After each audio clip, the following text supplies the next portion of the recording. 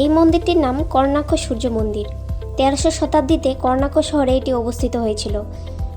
বিশ্বাস করা হয় যে মন্দিরটি 1255 খ্রিস্টাব্দে পূর্ব গঙ্গ রাজবংশের প্রথম নরসিংহদেব এটি নির্মাণ করেছিলেন। কমপ্লেক্সটি একটি বিশাল রথের আকৃতিতে তৈরি করা হয়েছে। মন্দিরটি একটি বিশ্ব ঐতিহ্যবাহী স্থান এবং ভারতের 7টি বিস্ময়ের বিভিন্ন তালিকাতেও এই মন্দিরটি তালিকাভুক্ত আছে। মন্দিরটি পুরী থেকে 35 কিলোমিটার এবং ভুবনেশ্বর থেকে 65 কিলোমিটার দূরে অবস্থিত। পুরাণ মতে শ্রীকৃষ্ণের পুত্র শাম্ব রূপে অত্যন্ত নয়ন ভোলানো ছিলেন, সব মহিলাদের নজর কাড়তেন।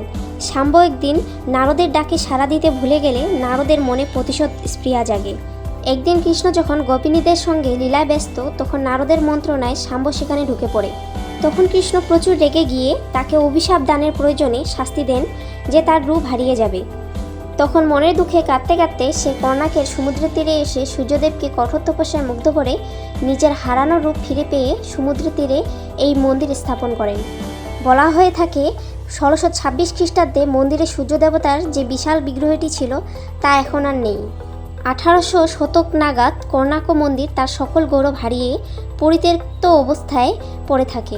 মন্দিরের অনেক অংশ বালির নিচে চাপা পড়ে যায়।